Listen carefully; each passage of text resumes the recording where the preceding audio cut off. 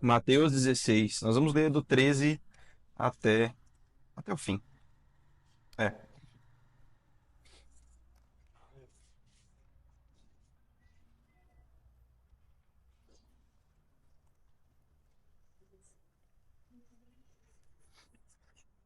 Acharam aí, pessoal? Queria fazer uma leitura mais dinâmica, talvez. A gente podia. Não, aí não dá, né? Acho que não tem tanta gente assim. Mas a gente podia ler do início ao fim e aí depois a gente vai, né, falando sobre cada ponto. Acho que faz mais sentido. Tudo bem? Então, se você está com a sua Bíblia, acompanha aí. Vamos ler a partir do versículo 13. Amém? Por isso, eu falo com eles por meio de parábolas, porque vendo não veem e ouvindo não ouvem e nem não, perdão, é Mateus 16. Eu abri o 13 aqui. Tô viajando. Erro do erro do amado. 16, 13. Isso.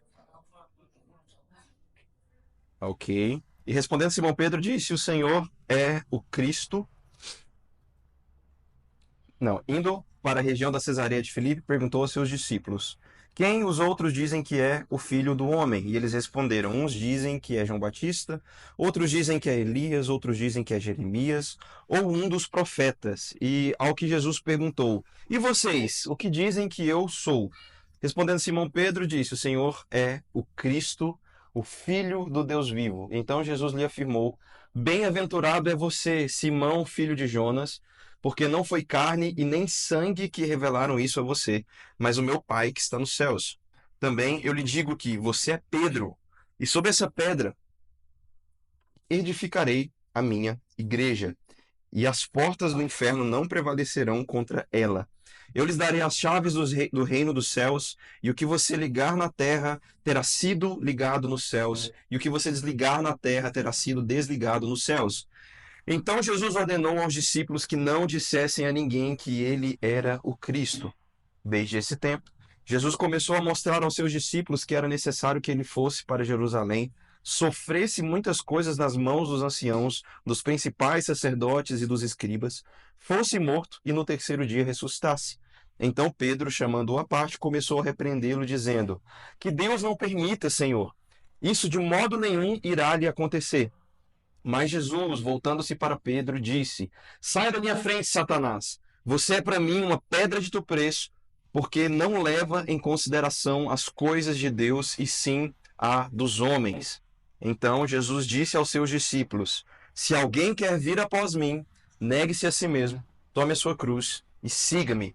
Pois quem quiser salvar a sua vida, a perderá. E quem quiser perder a vida por minha causa, esse a achará.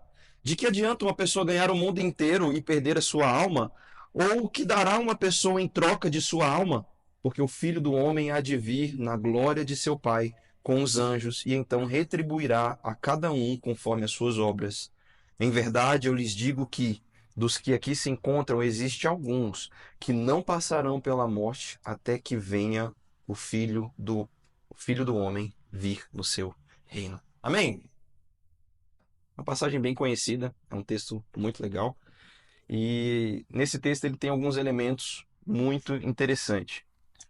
Paulo e Pedro também, eles reforçavam sempre a, a necessidade de repetição, né? Então Paulo e Pedro, todas as vezes que eles iam ministrar em alguma igreja, você vê isso no 1 Coríntios, você vê isso também em Efésios, eles repetindo as coisas. 1 Coríntios ele até fala: Eu queria vir até vocês com algo mais sólido, mas eu vou ter que continuar vindo com leite, porque vocês ainda não estão maduros o suficiente para receber um alimento mais sólido. E o ponto é que eles enxergavam também a importância de ficar relembrando algumas verdades, né? Verdades que, no caso, é o evangelho, né? A gente está falando do evangelho. Então, quando a gente fala de fundamento, né, essa prática da repetição é algo que acontece com constantemente. Então, principalmente você que já está aqui na comunidade há mais de 6 meses, vão ter muitas coisas que a gente vai falar aqui que provavelmente você já ouviu, mas é bom ser relembrado, né? De repente o Senhor te visita, acende uma chama no teu coração, e volte a queimar por isso. E, bom, é isso. vamos falar um pouquinho sobre fundamento, tá bom? Aqui, nesse texto, ele vai falar sobre 4 fundamentos específicos. Esses 4 fundamentos são fundamentos, basicamente, que a gente vai ver em todo o Novo Testamento. Mateus 16, 3 a 28. Então, esses 4 fundamentos são Cristo, Igreja, a cruz e o reino. Amém? Cristo, Igreja, cruz e reino. E esses fundamentos, eles vão sustentar toda a doutrina apostólica, toda a doutrina que os apóstolos vão anunciar para as igrejas, né, no Novo Testamento, é o que vão ser ao redor disso. Nós, enquanto Antioquia, nós cremos naquela palavra que a igreja ela está fundamentada sobre o fundamento dos apóstolos e dos profetas, tá? Então a gente está falando sobre esses fundamentos, né? Só que antes da gente entrar e passar por cada ponto desses aí, seria muito importante a gente pensar um pouquinho sobre o que é fundamento. O que é fundamento? Alguém quer arriscar, falar aí? Alguém que talvez trabalha nessa área aí? O que é fundamento? Sustenta. Algo que sustenta. Algo que sustenta. Isso. Alguém mais? Então vamos continuar com essa definição. Fundamento é algo que sustenta. Fundamento é o início de toda construção. Fundamento é aquilo que vai dizer se aquele edifício ou aquela construção vai ser confiável, sustentável ou não. O alicerce está dentro do fundamento, né? Então, ó, Salmos 11:3 diz assim: se forem destruídos os fundamentos, o que poderá fazer o justo? Né? Então, o fundamento ela é a base invisível que suporta tudo o que é construído sobre ele. Poderia definir uma bela definição, né? Assim como, assim como qualquer construção, né? A gente não consegue enxergar aquilo que é o fundamento dela, mas a gente consegue ver a solidez e o fruto desse fundamento. Eu estou fazendo a reforma lá em casa e meus amigos. Um fundamento errado causa muito problema, né? Assim, talvez você já tenha tido essa experiência. Eu oro para que não, se você não teve, eu oro para que você não tenha. Mas uma casa que é construída às pressas, com um fundamento mal estabelecido, ela vai apresentar no futuro problemas tão sérios, gente, problemas sérios, que são impossíveis praticamente de serem resolvidos. Aquelas rachaduras que surgem no meio da parede do nada. Gente, é coisa assim sinistra. É infiltração, que é problema de fundamento. Então são problemas que, gente, vai fazer você chorar. Fala por mim mesmo. Orem por mim, irmãos. Tá tenso. Então, é o início de qualquer construção. O fundamento também é aquilo que a gente não vê. Mas como o irmão falou, é aquilo que sustenta toda a obra, toda a edificação. Amém? Vocês estão comigo?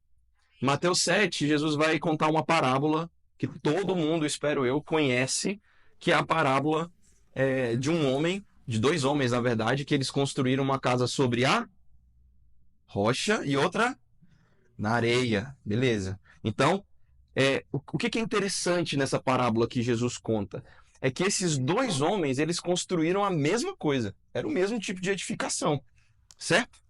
Só que um construiu na rocha. E aí, às vezes, a gente não para pensar um pouquinho, mas tá tudo. A gente com certeza já ouviu pregação das pessoas falando assim: ah, a rocha é Cristo, né? E a areia são as obras dos homens, e a força dos homens é o homem tentando resolver ali pelos seus próprios, até porque o homem veio do pó da terra, né? Então, provavelmente, em algum momento da sua caminhada cristã, você ouviu alguma pregação mostrando essa ilustração para você com essa perspectiva. E ela não está errada, ok?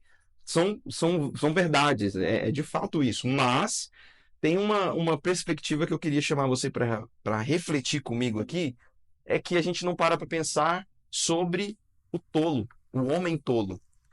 E o que é a característica desse homem tolo que constrói a tua casa sobre a areia? É a pressa. Você sabe por que ele parou ali na areia? Porque estava com pressa para construir rápido. Não, fundamento é uma coisa que você não constrói com pressa. Vou repetir, fundamento é uma coisa que você não constrói com pressa. Você constrói com tempo para fazer a coisa bem feita. Tudo bem? Então, isso é muito importante. O que nós vamos fazer a partir dessa escola de fundamentos tem muito a ver com isso, tá bom? Essa pressa tem a ver com a questão dele. Não sei se vocês já viram, né? História da geografia, ali, quando o povo vai falar sobre as camadas da Terra, né? Aí você vai ver que a areia é a camada superficial. A rocha, e nas ilustrações, eu falo até porque eu tenho isso tatuado aqui. As ilustrações mostram a rocha, vou até usar a minha tatuagem como exemplo, que legal, né? Mostra a rocha como se fosse isso aqui, tipo, na beira da praia, a rocha bem exposta, né, e tudo mais. Só que o que o escritor estava dizendo, é uma pena que eu tatuei antes de descobrir isso, né? Mas, enfim. O que o escritor estava dizendo é que quando a pessoa está cavando, ela persiste em cavar, ela passa da areia, ela passa do lugar dos esforços, ela encontra águas e até que ela consegue encontrar a rocha, que é o lugar mais sólido para que a casa seja construída. Então, assim, por que está falando aqui da pressa? Porque o cara, ele simplesmente colocou ali no ambiente mais raso, o fundamento mais raso possível e começou a construir a sua casa em cima daquilo. E você sabe o que é interessante nessa parábola de Mateus 7? É que Jesus promete uma coisa que vai acontecer para os dois. Quem sabe? Quem sabe dizer? Chuva, ventos e as portas das profundezas se abrem, né? Com o transbordar das águas. Cara, essas duas coisas vai chegar tanto pro cara que construiu na rocha, quanto pro cara que parou ali na areia.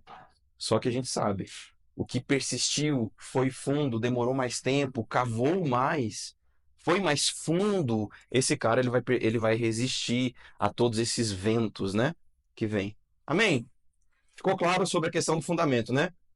Hebreus 11, versículo 1 diz assim: a fé é o firme fundamento de tudo aquilo que não se vê e a convicção dos fatos que se esperam. Eu suspeito que o cara que escreveu Hebreus, ele era arquiteto ou pedreiro, não sei.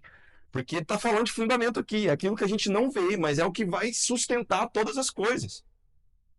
Amém? Então, o problema é que quando a gente vai falar sobre fé, ainda mais nessa perspectiva que o escritor de Hebreus está colocando aqui, a gente está falando de algo muito subjetivo. E o nosso problema, enquanto geração, é que a gente não pensa muito no quão subjetiva é a nossa fé. Você já parou para pensar no quão subjetiva é a tua fé? Do quão, às vezes, não palpável ela é? Já parou para pensar nisso? A gente não reflete muito sobre isso. E isso é um grande problema, porque, por exemplo, como que a gente vai analisar a fé de alguém? Jesus fala que a gente vê a árvore pelos frutos. Eu vou citar um exemplo que é a constância.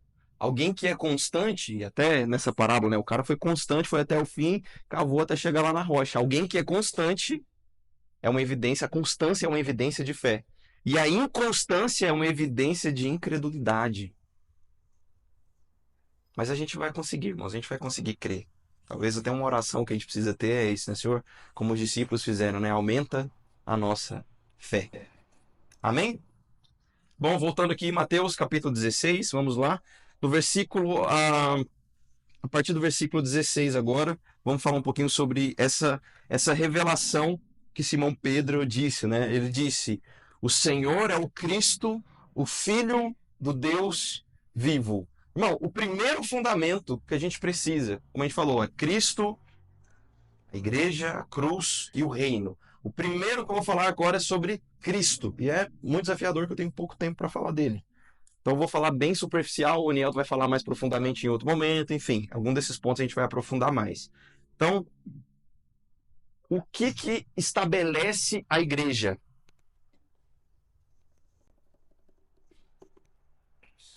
O que estabelece a igreja? Cristo. Cristo. Ele é a rocha na qual a igreja vai ser fundamentada. E aí, você pode até observar que a única vez, ou a primeira vez, que Jesus fala sobre igreja na Bíblia é aqui. É quando Pedro vira e fala: você é o Cristo, filho do Deus vivo. Gente, Jesus, ele não falou de igreja até aqui. Você já leu? Você vai parar para perceber. O nome igreja vai aparecer só aqui. Na boca de Jesus. Nos evangelhos. E aqui ele vai falar o seguinte: bem-aventurado é você, Simão, filho de Jonas, porque não foi carne e sangue que revelaram isso a você, mas foi o Pai que está nos céus. Então, Quando Pedro fala, você é o Cristo, Jesus se alegra. Eu imagino a cena assim, Jesus se alegrando, tipo, nossa, ele recebeu uma... Deus falou com ele. Deus falou com meu amigo, falando para ele quem eu sou. E ele e os discípulos não tinham essa revelação. Se você vê o histórico desse diálogo aqui, ele chega para os discípulos e pergunta, quem os outros dizem que eu sou? Ah, ele é um profeta. Alguns dizem que você é um profeta. Alguns dizem que você é João Batista. Alguns dizem que você... Eles falam muita coisa. Mas ninguém fala que ele é o Cristo. E aí Jesus fala, e vocês? O que vocês dizem? E aí Pedro é o que levanta a voz. E é Pedro que tem essa revelação. Tanto é que um pouquinho mais para frente você vai ver que Pedro depois cai, né? É chamado de Satanás. Sai! A gente vai chegar lá. Então, nenhum homem poderia mostrar para Pedro o que ele viu, mas o Pai, tá? Entender o quão fundamentado na fé nós estamos, o quanto de revelação de Cristo você tem. Vamos fingir que está num culto, vamos fingir que é a igreja, vira para a pessoa que está do seu lado e fala assim, e aí, quanto de revelação de Cristo você tem? Ou será que você vai se enquadrar na manada? Será que você vai se enquadrar na opinião pública? Daquele tipo de gente que ela apenas repete. Se eu virar para você quem Cristo é, você vai repetir provavelmente um monte de coisa que você ouviu das outras pessoas dizerem. Você provavelmente vai repetir algo que o seu pastor falou para você em algum momento da caminhada. Você provavelmente vai repetir algo que alguém falou para você. Mas o tipo de revelação que Jesus está falando aqui, que Pedro teve, é uma revelação relacional.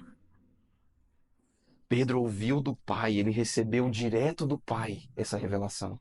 E aí essa é a chave que muda a forma com a qual a gente vai caminhar e vai seguir o nosso fundamento. Porque a revelação de Jesus, ela é totalmente particular e pessoal, apesar de ter seu aspecto coletivo. E é essa revelação particular que faz com que a gente saiba que a gente nasceu de novo.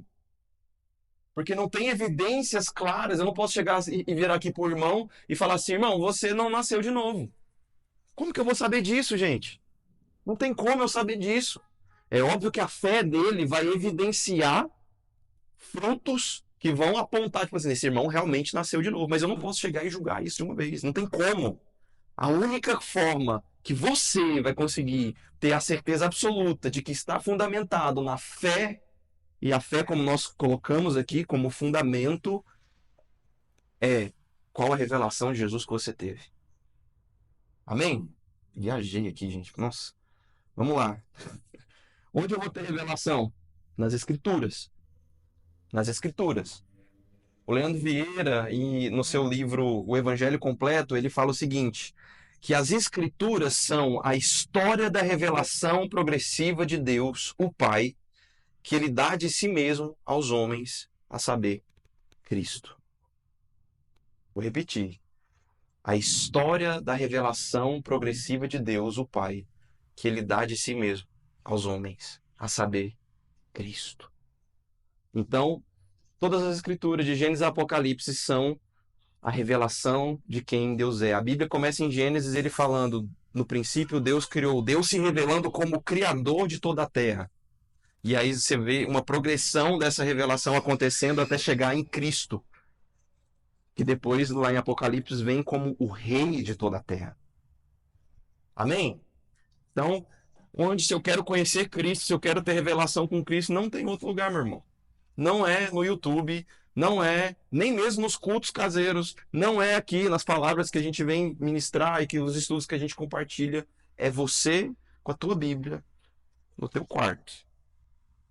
Amém? Glória a Deus. Tá todo mundo muito animado, né? Eu tô percebendo, assim, aleluia. Amém. Então, irmãos, esse é o grande alvo da nossa fé. Conhecer a Cristo. Conhecer Cristo.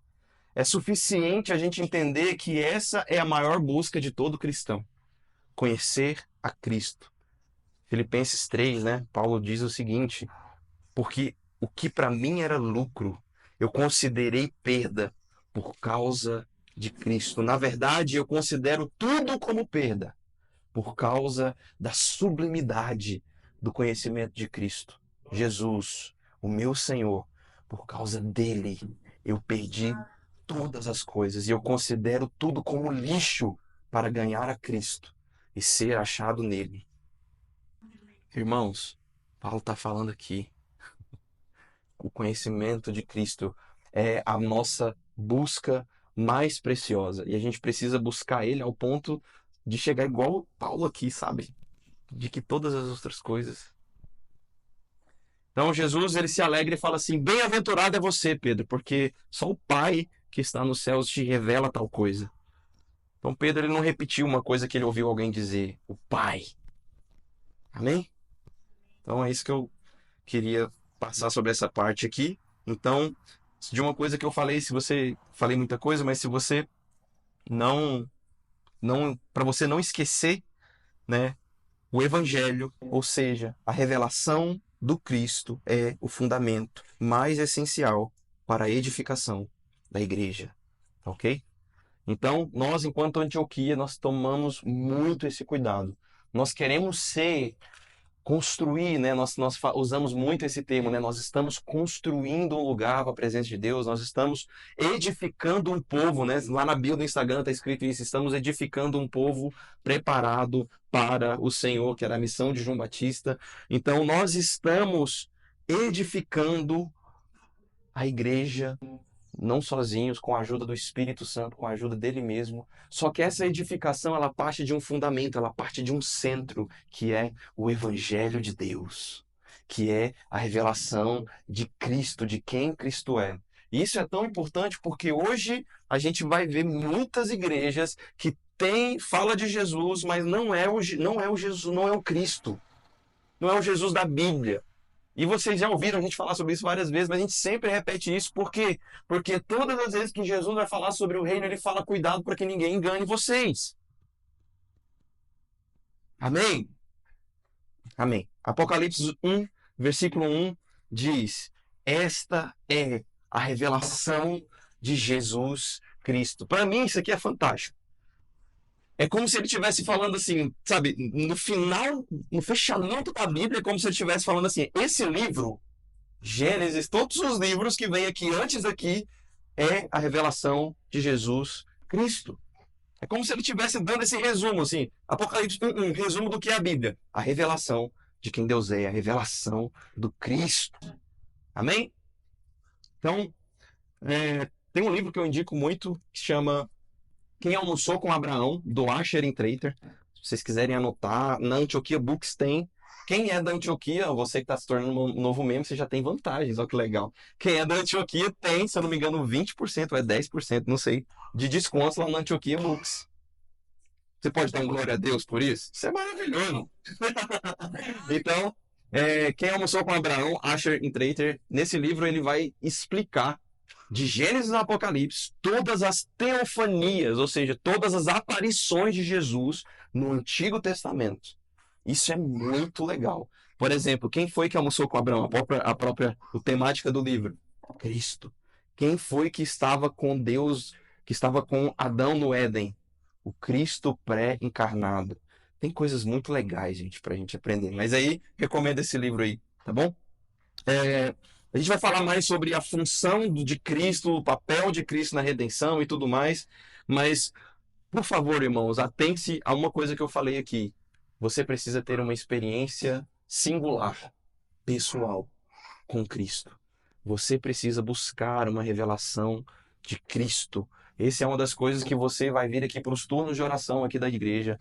Você vai vir nas reuniões caseiras. Você vai perceber que é uma oração que nós fazemos com uma certa frequência. Senhor, abre os olhos do nosso entendimento, que é a oração que Paulo fez a Efésios. Nos revela quem é o Filho.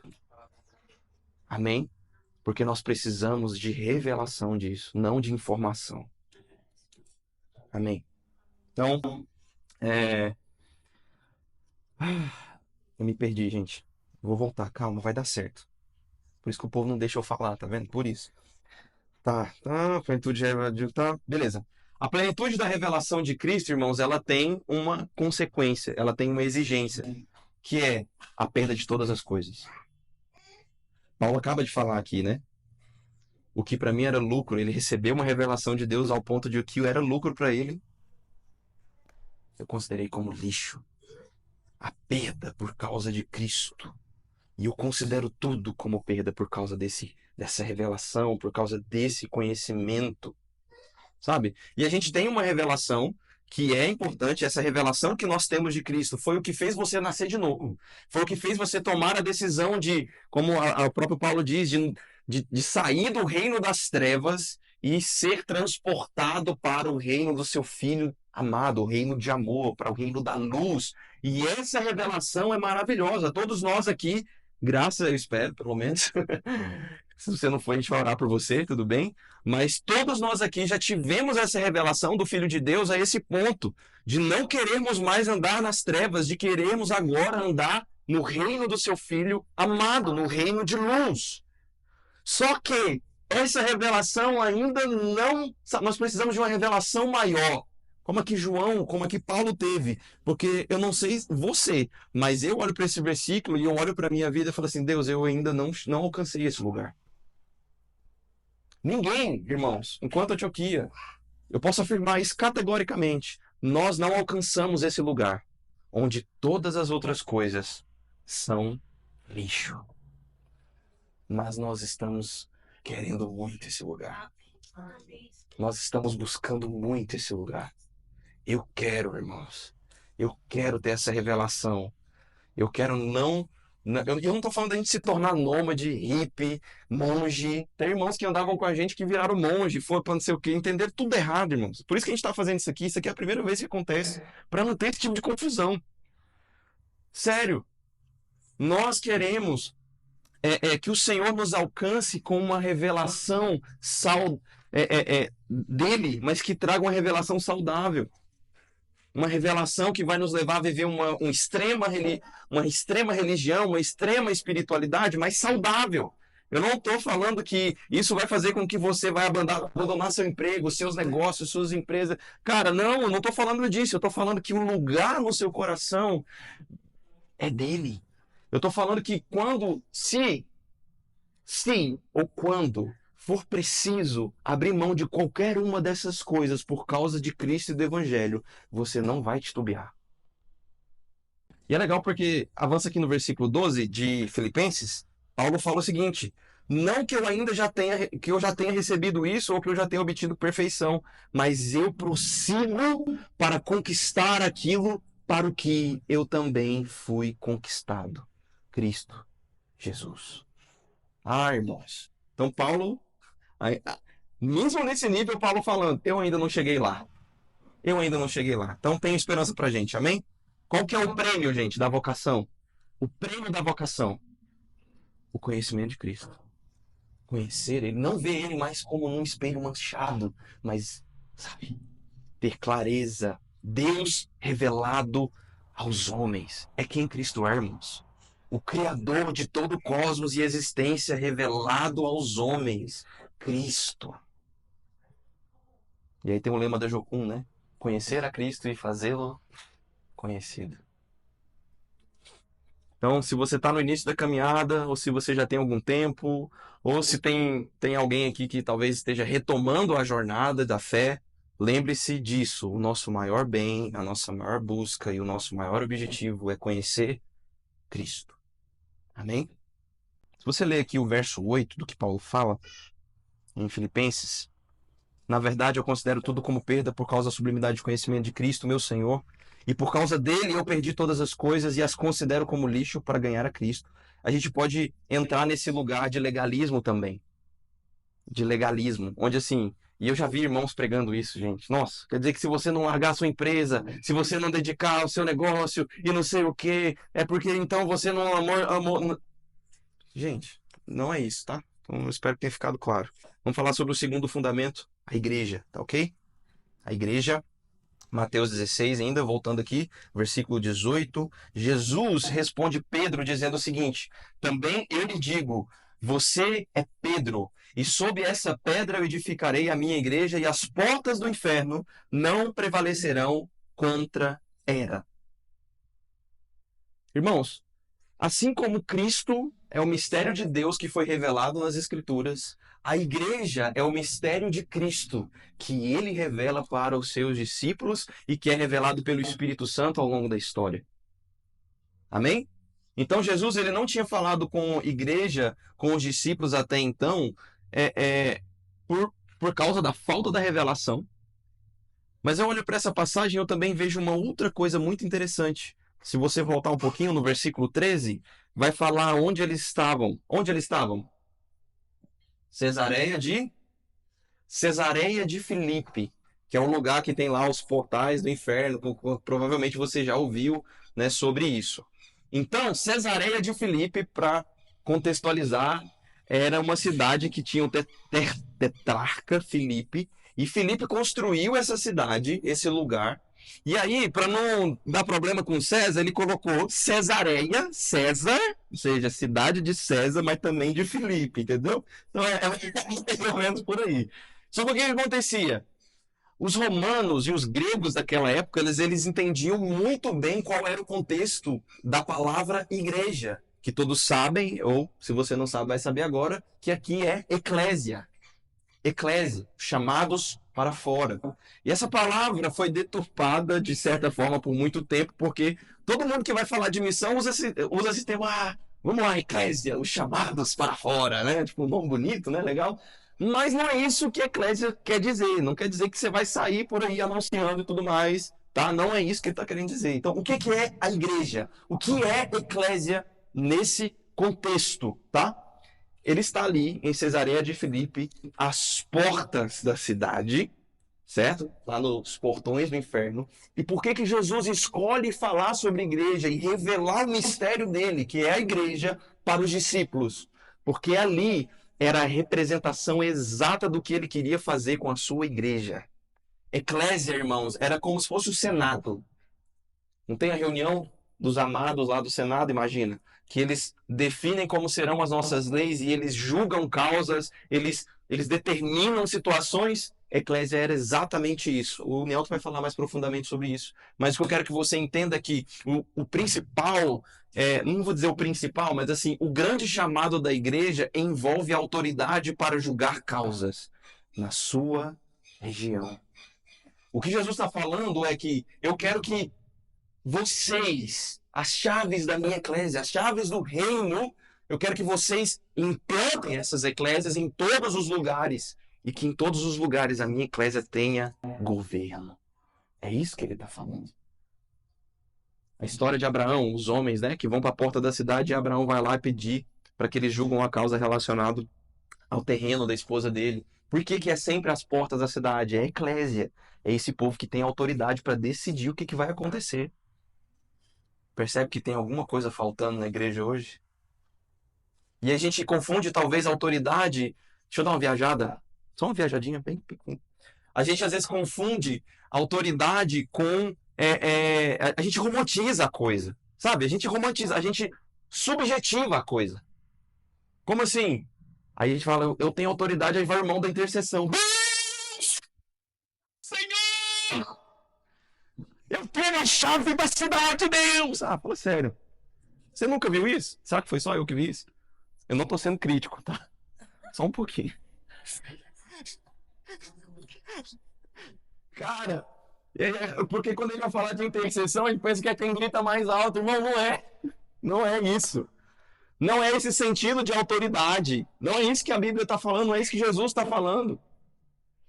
Não é isso. Amém? Fala comigo, oração é você descobrir o coração de Deus e você ter comunhão com Deus. Intercessão é você cumprir a vontade de Deus. Amém? E você não vai fazer isso gritando, tá? Às vezes. Oh, meu Deus, perdão. Eu esqueço que é uma escola, gente. Vamos lá, então vamos lá. Uma comunidade de... o que é a igreja? Uma comunidade de pessoas que receberam a revelação do Cristo de Deus. E nessa perspectiva, nós descobrimos que tem muito ajuntamento, mas pouca igreja. Porque se igreja é um povo que recebeu a revelação de quem Cristo é, tem muito ajuntamento mesmo. Tem muita gente junta, debaixo de uma placa, debaixo de uma pseudomissão, mas onde está a revelação de Deus? E como que a gente percebe isso? Porque quando a gente tem uma revelação de quem Cristo é, a gente busca A nossa busca, ela não vai ser pelas coisas que o Pai pode nos dar, mas vai ser por mais conhecimento de quem Ele é. Percebe que a busca muda um pouquinho o sentido? A gente vai buscar o pleno conhecimento, porque como Paulo diz, a gente não tem o pleno, a gente tem a parte. E aí a gente é inserido, né?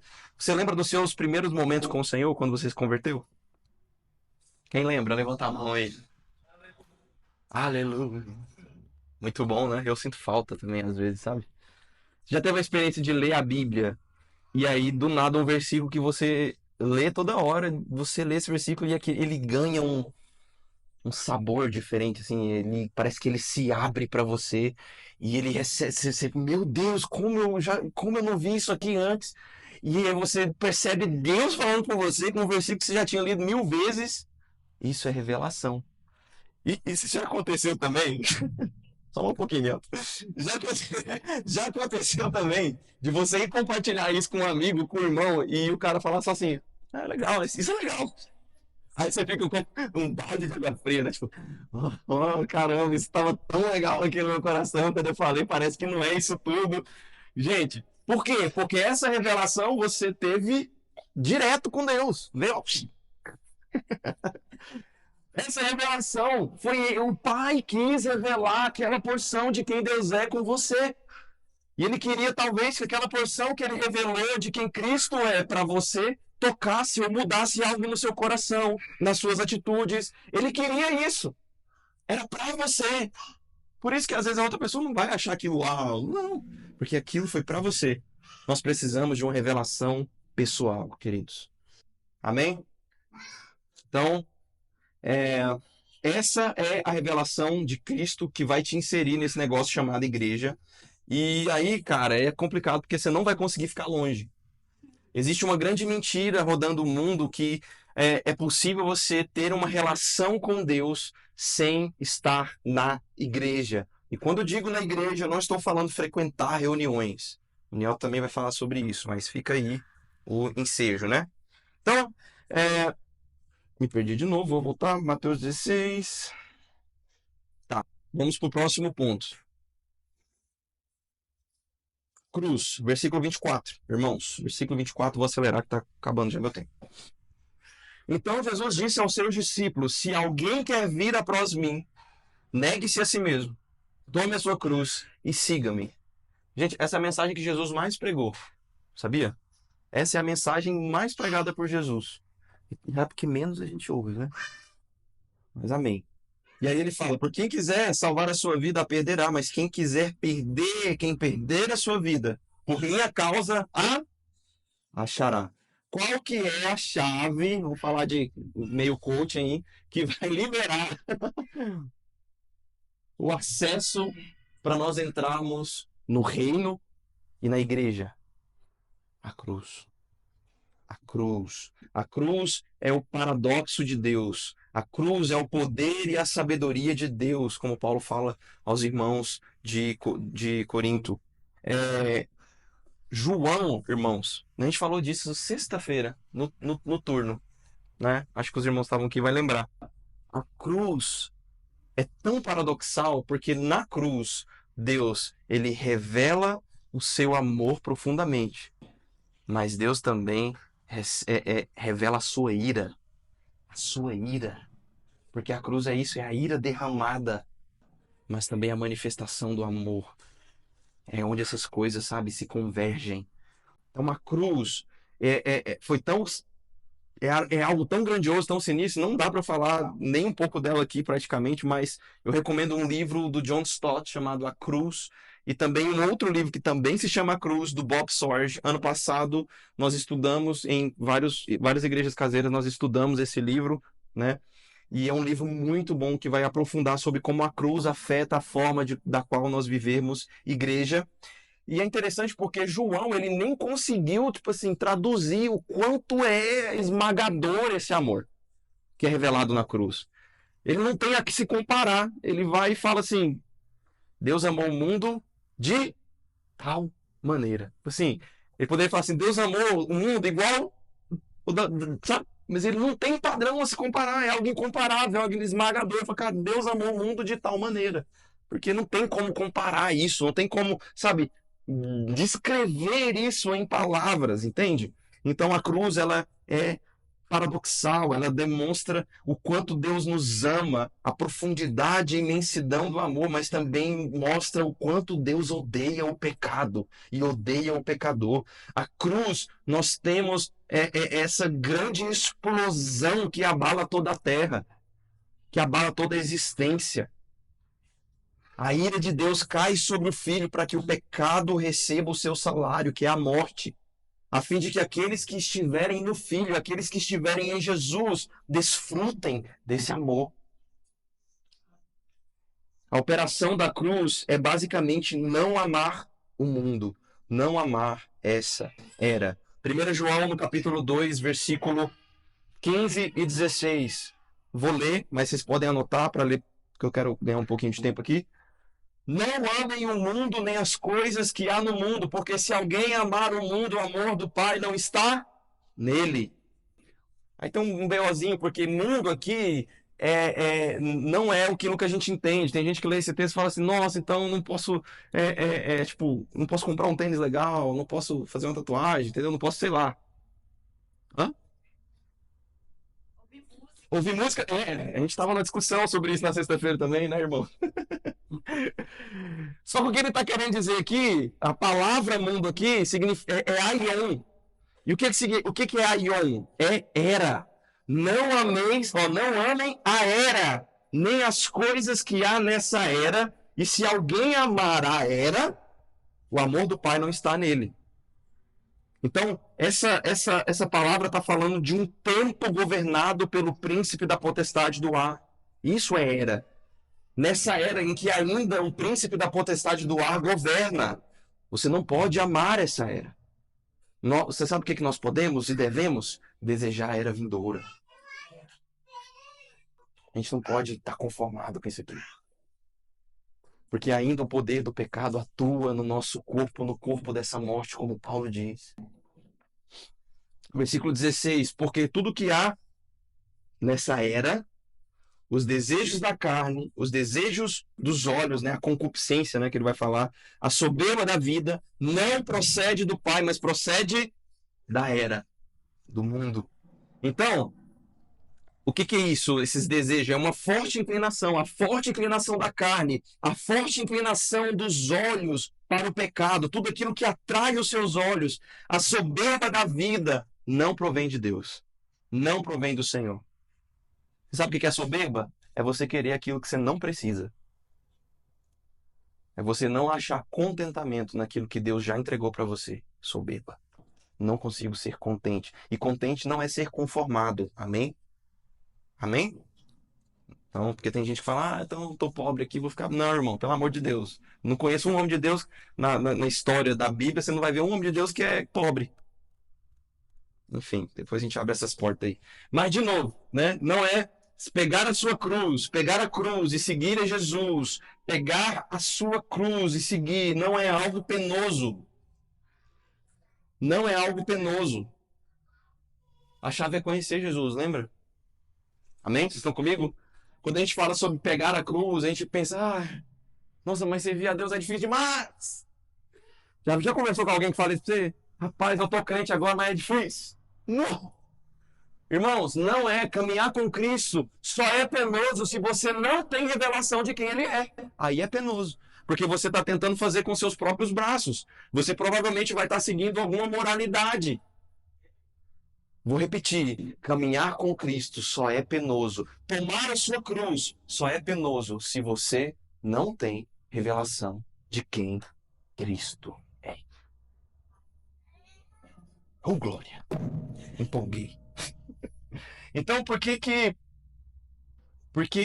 muitos evangélicos aí têm essa dificuldade? Porque ele não consegue amar o Senhor.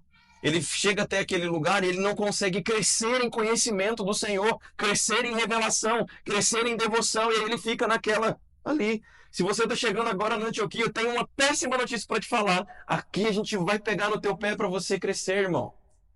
Aqui a gente quer que você desenvolva e cresça e seja maduro e pastoreie a sua própria casa e pastoreie outros irmãos que vão se achegar à tua casa. Aqui você vai ser impulsionado, você não vai depender de pastor. Se você quer ir para um lugar onde o pastor vai ser quem manda na sua vida, esse não é o lugar.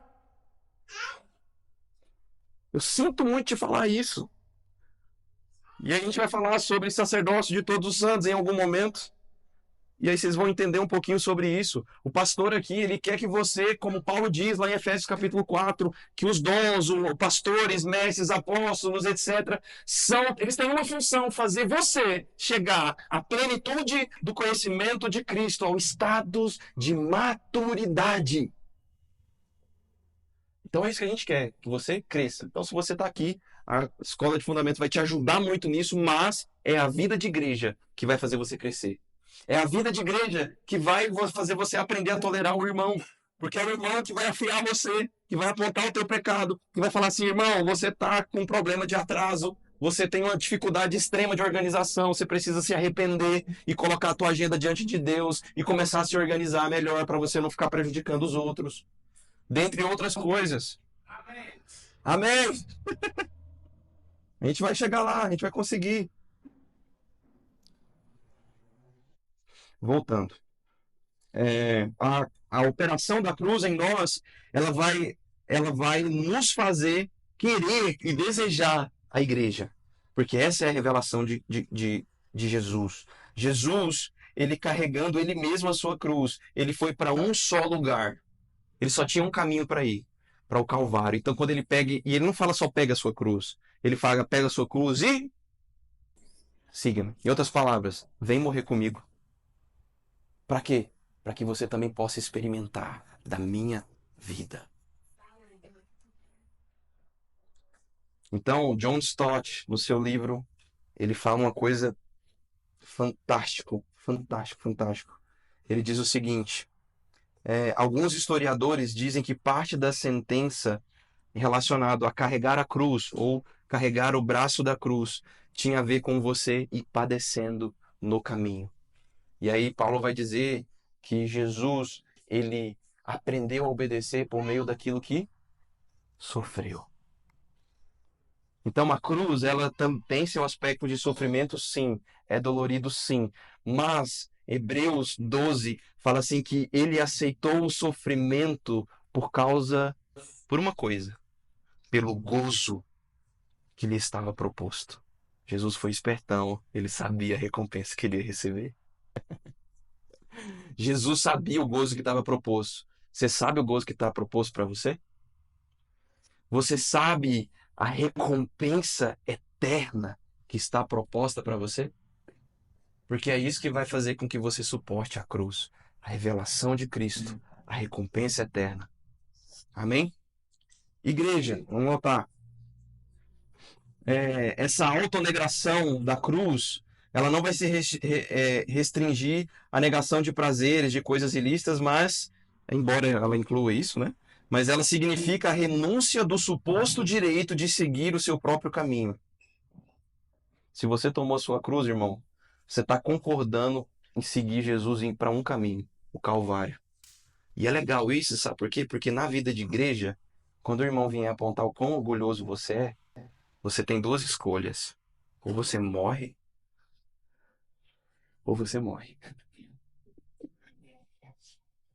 Tomar a cruz é dizer, eu abro mão do meu suposto direito, que eu julgava ter de seguir o meu próprio caminho. Então, em tudo, em todos os meus caminhos, eu vou consultar o meu Senhor, porque eu estou seguindo Ele. Não faz sentido mais eu andar pela minha própria cabeça. Amém? Então, para encerrar, reino, que vai ser bem breve mesmo, vou falar nada, porque o Neto vai falar disso. A chave para liberar o poder do reino de Deus, que é o evangelho, a salvação e tudo mais, é a vida crucificada. E esse é o nosso desafio, a vida crucificada. Ela só vai ser difícil se nós não tivermos revelação de Jesus. Mais uma vez, de tudo que eu estou falando, lembra, nós precisamos de revelação de Jesus. E essa é a nossa oração constante. E eu quero incentivar você a orar e a buscar isso, né? João diz, os mandamentos de Deus não são penosos. mas são agradáveis para trazer vida. Amém. Amém? Lucas 11, 20 é o único texto e o último texto que nós iremos ler. Lucas 11, capítulo 20. Jesus diz assim: se, porém, eu expulso os demônios pelo dedo de Deus, certamente é chegado o reino de Deus sobre vocês. Então, essa autoridade do reino, ela é resultante de uma vida crucificada, é resultante de você estar inserido na igreja, no corpo de Cristo, e ela é uma consequência da revelação de Jesus. Tudo parte desse primeiro fundamento. Tudo isso que nós falamos aqui parte desse primeiro fundamento. Então, eu vou repetir, né? Quero que você repita comigo como se a gente estivesse na escola. Cristo, igreja, cruz e reino. Amém? Você pode ficar de pé para a gente orar?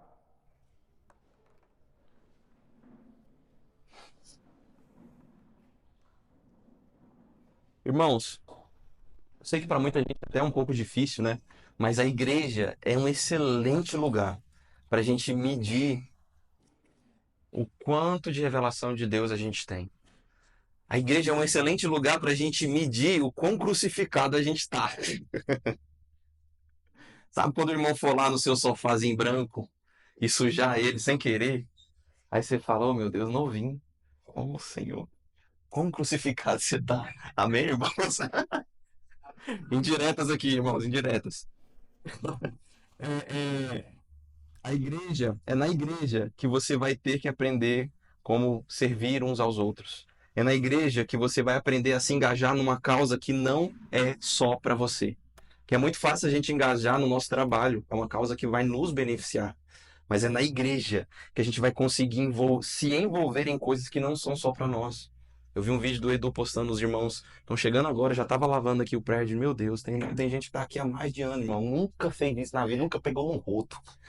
Mas deixa abaixo. Então, a chave para a gente liberar o poder do reino de Deus é a vida crucificada. Senhor Deus, nós te amamos. Obrigado por esse tempo, Senhor. Por favor, abra os olhos do nosso entendimento, nos ajuda a viver uma vida que parte da revelação de quem você é, Senhor. Abra os olhos para essa revelação.